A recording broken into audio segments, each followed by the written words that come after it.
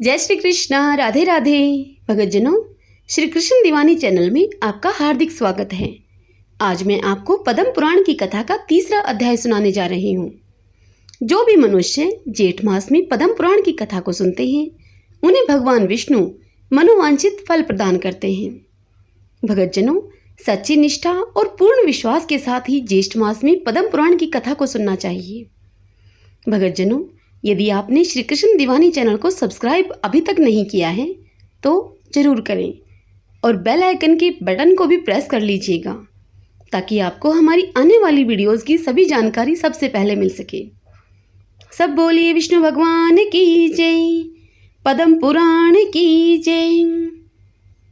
आज की इस कथा में हम ब्रह्मा जी की आयु तथा युग आदि का कालमान, भगवान वराह के द्वारा पृथ्वी का रसातल से उद्धार और ब्रह्मा जी के द्वारा रचे हुए विविध सर्गों का वर्णन आज हम इस कथा का रसपान करेंगे। तो आइए कथा श्रवण करते हैं। पुलसत्य जी कहते हैं कि हे राजन, ब्रह्मा जी सर्वज्ञ एवं साक्षात नारायण के स्वरूप हैं। वे उपचार से आरोप द्वारा ही उत्पन्न हुए कहलाते हैं। वास्तव में तो वे नित्य ही हैं। अपने निजी मान से उनकी आयु 100 वर्ष की मानी जाती है। वह ब्रह्मा जी की आयु पर कहलाती है। उसके आधे भाग को प्रार्ध कहते हैं। 15 निमिष की एक काष्ठा होती है। 30 काष्ठाओं की एक कला और 30 कलाओं का एक मुहूर्त होता है। 30 मुहूर्तों के काल को मनुष्य का एक दिन रात माना गया है। 30 दिन रात का एक मास होता है। एक मास में 2 पक्ष होते हैं। 6 महीनों का एक अयन और 2 अयनों का एक वर्ष होता है। अयन 2 हैं, दक्षिणायन और उत्तरायण। दक्षिणायन देवताओं की रात्रि है और उत्तरायण उनका दिन है। देवताओं के 12,000 वर्षों के 4 युग होते हैं, जो क्रमशः सतयुग, त्रेता, द्वापर और कलयुग के नाम से प्रसिद्ध हैं। अब इन युगों का वर्ष विभाग सुनिए। पुरातत्व के ज्ञाता विद्वान पुरुष कहते हैं कि सतयुग आदि का परिमाण क्रमशः 4, 3, 2 और 1000 दिव्य वर्ष है। प्रत्येक युग के आरंभ में उतने ही 100 वर्षों की संध्या कही जाती है और युग के अंत में संध्यांश होता है। संध्यांश का मान भी उतना ही है जितना कि संध्या का। हे नृपश्रेष्ठ, संध्या और संध्यांश के बीच का जो समय है उसी को युग समझना चाहिए। वही सतयुग और त्रेता आदि के नाम से प्रसिद्ध है। सतयुग, त्रेता, द्वापर और कलयुग ये सब मिलकर चतुर्युग कहलाते हैं। ऐसे 1000 चतुर्युगों को ब्रह्मा का एक दिन कहा जाता है। हे राजन, ब्रह्मा के एक दिन में 14 मनु होते हैं। उनके समय का परिमाण सुनो।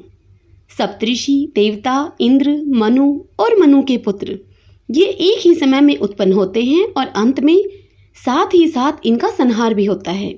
71 चतुर्युग से कुछ अधिक काल का एक मनवंतर होता है। यही मनु और देवताओं आदि का समय है। इस प्रकार दिव्य वर्ष गणना के अनुसार 8,52,000 वर्षों का एक मनवंतर होता है। हे महामते, मानव वर्षों से गणना करने पर मनवंतर का कालमान पूरे 30,67,20,000 वर्ष होता है, इससे अधिक नहीं। इस काल को 14 गुना करने पर ब्रह्मा के एक दिन का मान होता है। उसके अंत में नैमित्तिक नाम वाला ब्रह्मा प्रलय होता है।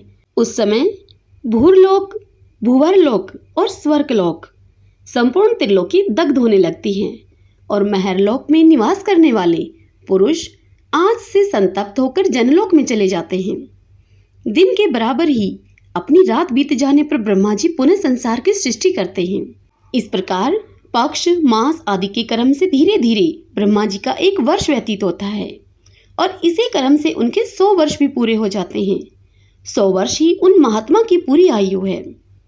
भीष्म जी ने कहा, हे महामुने, कल्प के आदि में नारायण संज्ञक भगवान ब्रह्मा ने जिस प्रकार संपूर्ण भूतों की सृष्टि की, आप उसका वर्णन कीजिए। पुलसत्य जी ने कहा, हे राजन, सबकी उत्पत्ति के कारण और अनादि भगवान ब्रह्मा जी ने जिस प्रकार प्रजावर्ग की सृष्टि की वह बताता हूँ, सुनिए। जब पिछले कल्प का अंत हुआ, उस समय रात्रि में सोकर उठने पर सतवगुण के उद्रेक से युक्त प्रभु ब्रह्मा जी ने देखा कि संपूर्ण लोक सुना हो रहा है।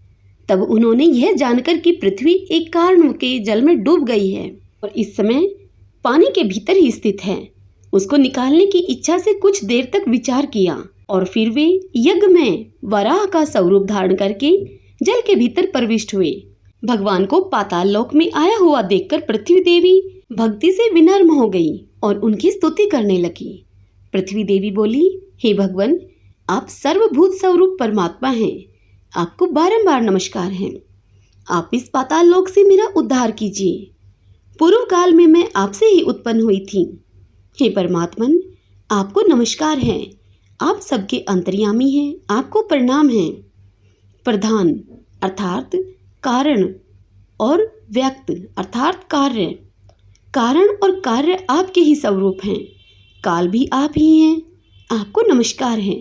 हे प्रभु, जगत की सृष्टि आदि के समय आप ही ब्रह्मा विष्णु और रुद्र रूप धारण करके संपूर्ण भूतों की उत्पत्ति पालन और संहार करते हैं।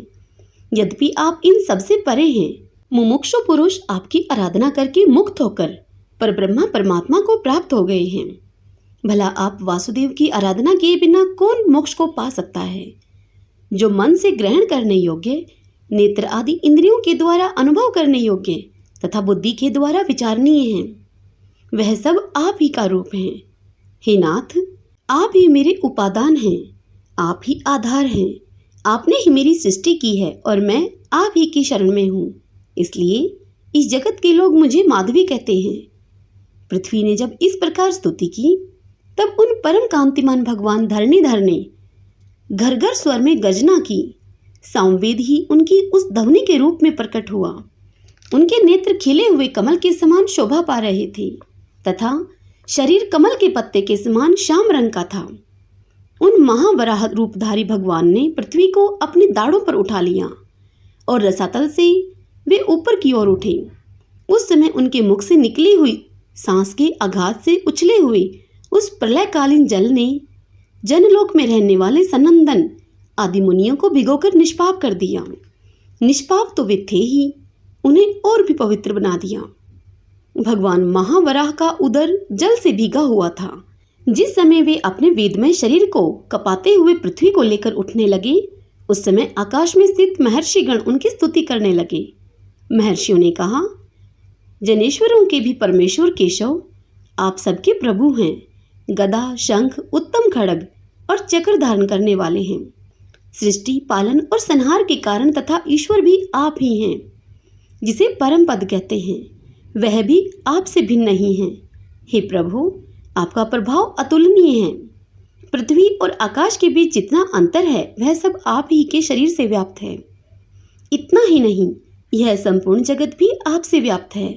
हे भगवान, आप इस विश्व का हित साधन कीजिए। हे जगदीश्वर, एकमात्र आप ही परमात्मा हैं, आपके सिवा दूसरा कोई नहीं है। आप ही की महिमा है, जिससे यह चराचर जगत व्याप्त हो रहा है। यह सारा जगत ज्ञान स्वरूप है, तो भी अज्ञानी मनुष्य इसे पदार्थ रूप देखते हैं, इसलिए उन्हें संसार समुद्र में भटकना पड़ता है। परंतु परमेश्वर, जो लोग विज्ञानवेता हैं, जिनका अंतःकरण शुद्ध है, वे समस्त संसार को ज्ञान में ही देखते हैं, आपका स्वरूप ही समझते हैं। सर्वभूत स्वरूप परमात्मन, आप प्रसन्न होइए। आपका स्वरूप अप्रमेय है। हे प्रभु, हे भगवान, आप सबके उद्भव के लिए इस पृथ्वी का उद्धार एवं संपूर्ण जगत का कल्याण कीजिए। हे राजन, सनकादिक मुनि जब इस प्रकार स्तुति कर रहे थे, उस समय पृथ्वी को धारण करने वाले परमात्मा महावराह शीघ्र ही इस वसुंधरा को ऊपर उठा लाए और उसे महासागर के जल पर स्थापित किया। उस जल राशि के ऊपर यह पृथ्वी एक बहुत ही बड़ी नौका की भांति स्थित हुई। तत्पश्चात भगवान ने पृथ्वी के कई विभाग करके 7 द्वीपों का निर्माण किया तथा भूलोक, भूवरलोक, स्वर्गलोक और महरलोक, इन चारों लोकों की पूर्ववत कल्पना की। तदंतर ब्रह्मा जी ने भगवान से कहा कि हे प्रभु, मैंने इस समय जिन जिन प्रधान असुरों को वरदान दिया है, उनको देवताओं की भलाई के लिए आप मार डालें। मैं जो सृष्टि रचूंगा उसका आप पालन करें। उनके ऐसा कहने पर भगवान विष्णु तथास्तु कहकर चले गए और ब्रह्मा जी ने देवता आदि प्राणियों की सृष्टि आरंभ की। महतत्व की उत्पत्ति को ही ब्रह्मा की प्रथम सृष्टि समझना चाहिए। तन्मात्राओं का आविर्भाव दूसरी सृष्टि है, उसे भूत सर्ग भी कहते हैं। वैकारिक अर्थात सात्विक अहंकार से जो इंद्रियों की उत्पत्ति हुई है वह तीसरी सृष्टि है। उसी का नाम इंद्रिय सर्ग है। इस प्रकार यह प्राकृत सर्ग है जो अबुद्धिपूर्वक उत्पन्न हुआ है। चौथी सृष्टि का नाम है मुख्य सर्ग। पर्वत और वृक्ष आदि स्थावर वस्तुओं को मुख्य कहते हैं। तिर्यक स्रोत कहकर जिनका वर्णन किया गया है वे पशु पक्षी कीट पतंग आदि ये ही पांचवी सृष्टि के अंतर्गत हैं। उन्हें तिर्यक योनि भी कहते हैं। तत्पश्चात उद्धर्वरेता देवताओं का सर्ग है और वही छठी सृष्टि है और उसी को देव सर्ग भी कहते हैं। तदंतर सातवीं सृष्टि अवार्ग स्त्रोताओं की है, वही मानव सर्ग कहलाता है। आठवां अनुग्रह सर्ग है, वह सात्विक भी है और तामस भी। इन 8 सर्गों में से अंतिम 5 वैकृत सर्ग माने गए हैं तथा आरंभ के 3 सर्ग प्राकृत बताए गए हैं। 9वां कौमार सर्ग है, वह प्राकृत भी है और वैकृत भी है। इस प्रकार जगत की रचना में पर्वत हुए जगदीश्वर प्रजापति के ये प्राकृत और वैकृत नामक 9 सर्ग तुम्हें बतलाए गए हैं जो जगत के मूल कारण हैं। अब तुम और क्या सुनना चाहते हो? तब विष्णु जी ने कहा, हे गुरुदेव, आपने देवताओं आदि की सृष्टि थोड़े में ही बताई है। हे मुनि श्रेष्ठ, अब मैं उसे आपके मुख से विस्तार पूर्वक सुनना चाहता हूँ। पुलसत्य जी ने कहा कि हे राजन, संपूर्ण प्रजा अपने पूर्वकृत शुभाशुभ कर्मों से प्रभावित रहती है। अतः प्रलय काल में सबका संहार हो जाने पर भी वह उन कर्मों के संस्कार से मुक्त नहीं हो पाती। जब ब्रह्मा जी सृष्टि कार्य में पर्वत हुए उस समय उनसे देवताओं से लेकर स्थावर पर्यंत 4 प्रकार की प्रजा उत्पन्न हुई। वे चारों ब्रह्मा जी के मानसिक संकल्प से प्रकट होने के कारण मानसी प्रजा कहलाई। तदंतर प्रजापति ने देवता, असुर, पितर और मनुष्य इन 4 प्रकार के प्राणियों की तथा जल की भी सृष्टि करने की इच्छा से अपने शरीर का उपयोग किया। उस समय सृष्टि की इच्छा वाले मुक्त आत्मा प्रजापति की जंघा से पहले दुरात्मा असुरों की उत्पत्ति हुई। उनके सृष्टि के पश्चात भगवान ब्रह्मा ने अपनी वयस अर्थात आयु से इच्छा अनुसार वयों अर्थात पक्षियों को उत्पन्न किया। फिर अपनी भुजाओं से भेड़ों और मुख से बकरों की रचना की। इसी प्रकार अपने पेट से गायों और भैंसों की तथा पैरों से घोड़े, हाथी, गधे, नीलगाय, हिरण, ऊंट, खच्चर आदि दूसरे पशुओं की सृष्टि की। ब्रह्मा जी की रोमावलियों से फल, फूल, मूल तथा भांति भांति के अन्नों का प्रादुर्भाव हुआ। गायत्री, छंद, ऋग्वेद, त्रिवर्त श्रोम, रथंतर तथा अग्निष्ठोम यज्ञ को प्रजापति ने अपने पूर्ववर्ती मुख से प्रकट किया।